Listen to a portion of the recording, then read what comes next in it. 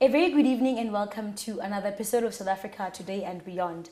In the studio this evening, I'm joined by the Ambassador of Cuba to South Africa, Ambassador Fernando de Cossio. Welcome onto the show, Ambassador. Thank you very much, Quara. Pleasure to be here. Sure. Thank you so much for coming again. Really excited, Ambassador. Ambassador, there's a lot of things that have taken place, in the last couple of years where Cuba is concerned. And I think one of the major political developments has been the re-establishment of relations between the US and Cuba. What has this movement for both Cuba and the US? Well, certainly in the period of these 2 years, there have been a movement in the bilateral contact and relationship between the two countries that was unprecedented. On December 2014, both presidents, Raúl Castro from Cuba and Barack Obama from the United States, announced the mutual decision to move towards a formal diplomatic relationship and to a more civilized relationship between the two countries, something that we didn't experience before that. And we moved quite fast if I were to look at the context of the bilateral relationship. In this period, we formalized diplomatic relations. We opened our respective embassies in Washington and in Havana. We initiated dialogue on several areas, both of disagreement that do exist between our two countries, but also areas in which we could cooperate bilaterally for the benefit of both our countries. So we've had dialogues in the areas of science, technology, education, sports, law enforcement, the environment, the protection against natural disasters, and many areas in which both our countries could cooperate. Still, the areas in which we did not move, at least significantly, was in the lifting of the economic blockade that the United States imposed on Cuba, which is a very comprehensive system of economic sanctions aimed at crippling the Cuban economy, and that has been one of the most persistent, or perhaps the most persistent, instrument of U.S. hostility towards Cuba. Now, one of the most important features of what occurred during 2015 and 2016 was that for the first time, the government of the United States acknowledged the legitimacy of the revolutionary government of Cuba. In other words, the legitimacy of the Cuban Revolution. We cannot be naive to the extent of thinking that it is something that the United States wanted or wants or accepted, but at least recognize the authority of the government as the legitimate representative of the people of Cuba. As you know, that has begun to change. But it was 2 years in which we proved and we showed to the world that it is possible for our countries to entertain dialogue, to engage in areas of mutual interest, to even cooperate in specific areas in a civilized manner, in spite of the differences that exist and that would continue to exist between Cuba and the United States. We'll come back to the blockade a bit, a little later on. But you fast forward to 2016, but also in 2017 as well, we're seeing a new administration in the US in the form of President Trump's administration. And the kind of rhetoric that's coming from the White House, today around the re-establishment of relations between Cuba and the US. And we see Trump taking a completely different direction, even going out and saying that, the plan is to, basically nullify whatever relations were established between Cuba and the US. What's happening there, Ambassador? Maybe take us through what is the current political dynamic and relations between the US and Cuba in light of these utterances by President Trump? At the end of the electoral campaign in the United States, the President Trump, then candidate for the Republican Party, did take a strong position and proclaimed that he would reverse what Obama had done and criticize the steps taken by Obama. And when the new government came in this year, that statement was repeated.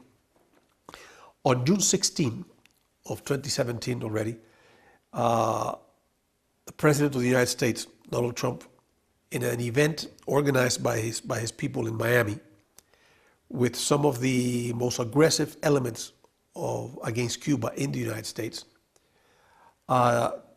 announced a new approach towards Cuba that would change or would be a setback in what was achieved under the administration of Barack Obama. It was an event highly charged with rhetoric, very aggressive rhetoric, I would say, towards Cuba. And there he specifically said that he would erase what Obama had done.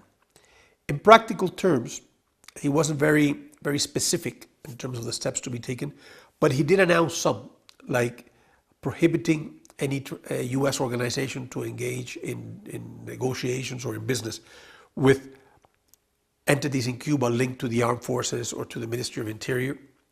He would add to the limitations that U.S. citizens have today to travel to Cuba. He would add the additional limitation saying that they could not travel individually, they would have to go in groups, and that he would find ways of monitoring what American citizens do in Cuba. Because under Obama, it was agreed that they could travel under 12 categories, which included education, science and technology, culture, sports, religion,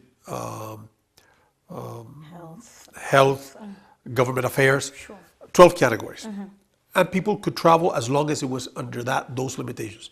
Now Trump has added that they would need to go in groups and that he would put in place a system to monitor this travel.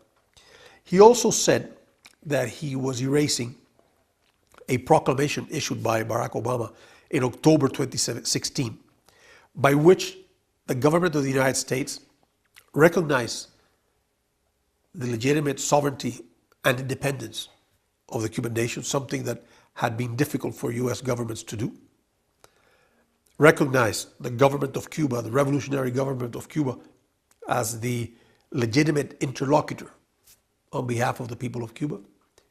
And that also acknowledged that the policy of economic blockade had been a failure, that it needed to be replaced, and that far from isolating Cuba, had led to the isolation of the United States.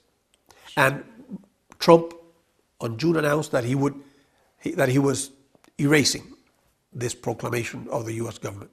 So there's no doubt that with the current government of the United States, there has been a reversal and a stop to the advances that we had in the previous 2 years. I mean, no doubt, Obama and his supporters are quite aggressive, also in rhetoric. But the kind of support that is garnering from the farthest, the right wing, the most right wing of groups that you find in the U.S. as well. And what you're talking about, I mean, the fact that, the kind of changes that he's putting in place in terms of how people can travel to Cuba, for example, no doubt is an extension of the blockade.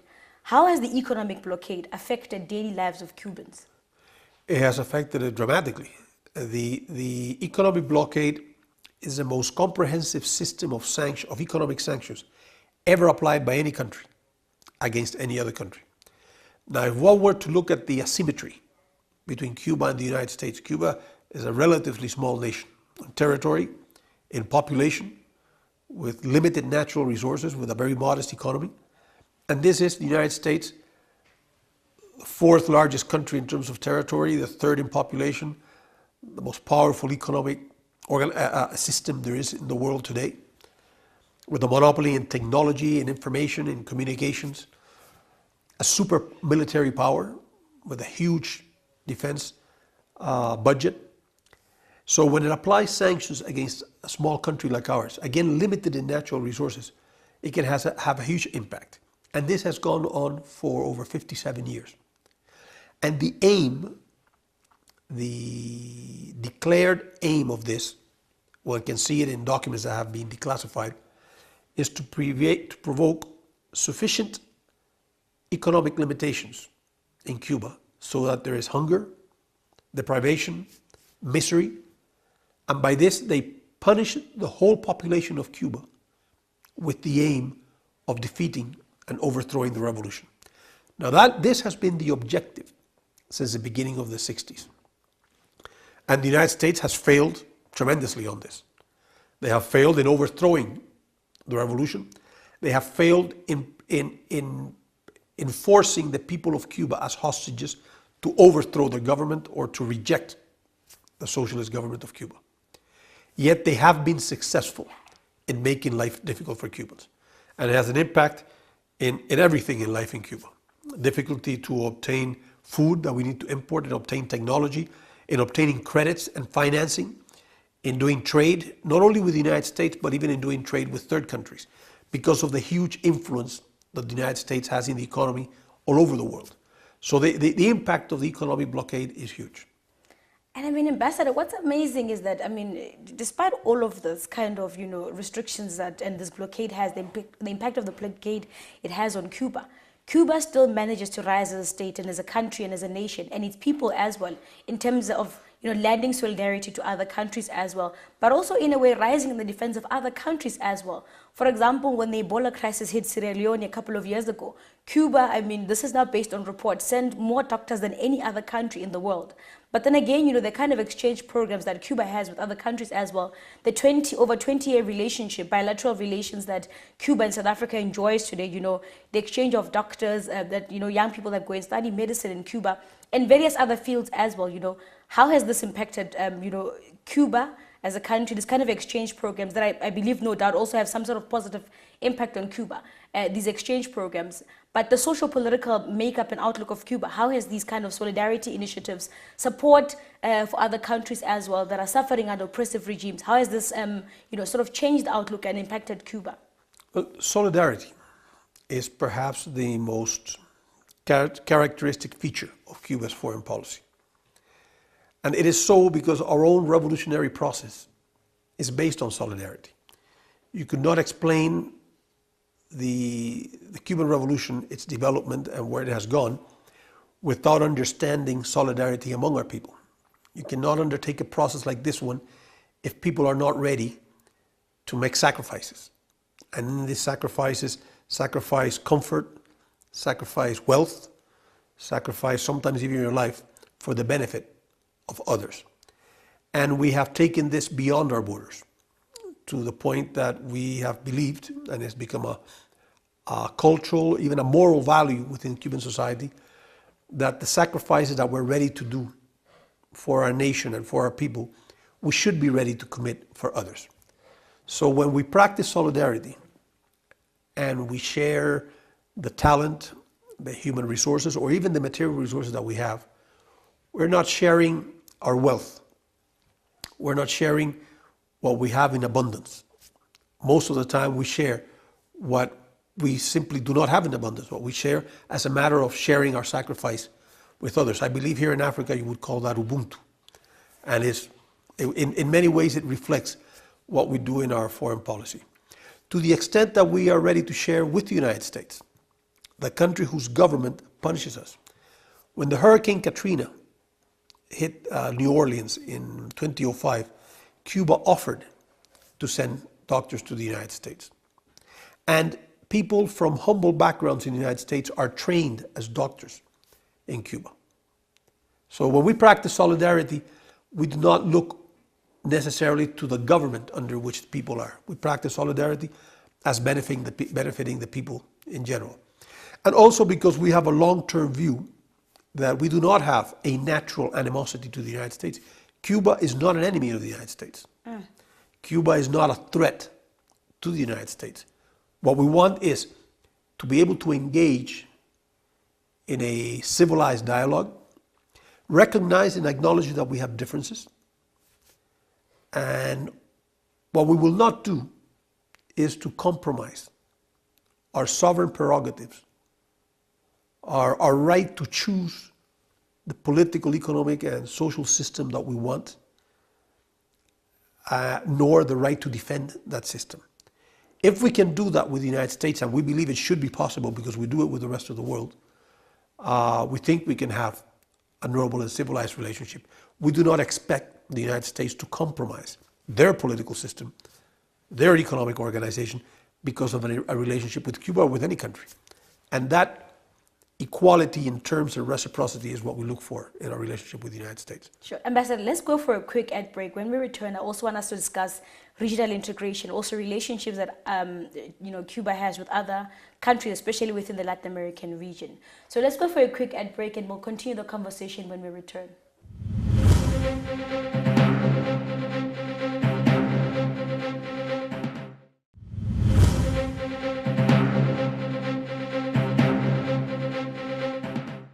Welcome back from the ad break, and in studio I'm still joined by the ambassador of Cuba to South Africa, Ambassador Cossio.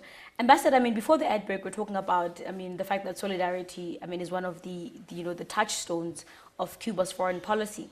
But again, maybe take us through also what informs Cuba's, the forms of regional integration that Cuba, what its approach to regional integration is, particularly with various Latin American countries, in particular, taking into context the current political situation or the political climate in countries like Brazil and Venezuela, which is one of the friends of Cuba.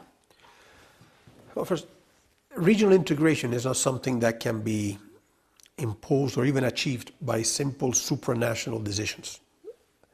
It depends on which is the political context in each of the nations that are going to participate.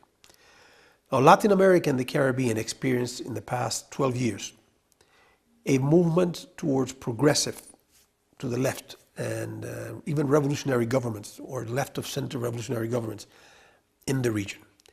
And that led not only to economic and social policies more committed to the population, to the needs of the population, to reduce inequalities, but also to a greater commitment towards regional integration in Latin America and the Caribbean. Something that was lacking and seemed impossible in the 1990s and even before that. Now, we would need a continuation of this for integration to consolidate on new terms. It doesn't have to be the typical free market integration that has been traditionally promoted under globalization, but an integration like the case of ALBA, more geared to cooperation, to solidarity, to social services, to social development, to solving the needs of the population, and we have been committed towards that. The political changes, the recent political changes in the region, which includes, as you said, the illegitimate removal of the president of Dilma Rousseff, which was a legitimate elected president of Brazil, the control by the reactionary conservative sectors of the National Assembly, the opposition in Venezuela, has put limitations on this, and it's an obstacle we need to solve in order, including other governments that through elections have won, right-wing forces that have won the power in the region, has put a limitation on this, because there's not the same commitment that used to exist in the past. We plan to continue to work in that direction. We hope that the world will eventually learn to take their hands out of Venezuela. We reject totally the foreign intervention and foreign participation or interference in the political domestic affairs of Venezuela. We hope to see a legitimate government elected in Brazil, and we hope that the mass movements, the progressive movements, find that the time, the organization, the willingness, and the intelligence to mobilize and to create the kind of political movement that would lead again to progressive approaches by the different governments in the region. Now, Ambassador, when you look at the situation in Korea, for example, and the development of nuclear weapons by Korea, and the kind of interference, but also a lot of opinion that's coming out, in particular from the US, on which countries ought to have nuclear weapons, for example, what would Cuba's position be in terms of disarmament, but also the developing of nuclear weapons? Well, first of all, Cuba has diplomatic and friendly relations with the People's Democratic Republic of Korea. And we totally reject any attempt to destabilize North Korea or to threaten the national stability and the sovereign stability of the country. At the same time, Cuba has a general position against the use of nuclear weapons and against the possession of nuclear weapons. We believe it is the greatest threat to humanity. There are over 15,000 nuclear weapons today around the world. Over 4,000 of them are ready to be used. This is a huge threat. South Korea is practically a sideshow of this. And our opinion is that the fight against the threat of nuclear disaster does not go only in the direction of non-proliferation. That could not be an objective or an end. It should be a step. The true solution, the true goal should be disarmament by all those that today possess the weapons. We're also against the tests of nuclear weapons.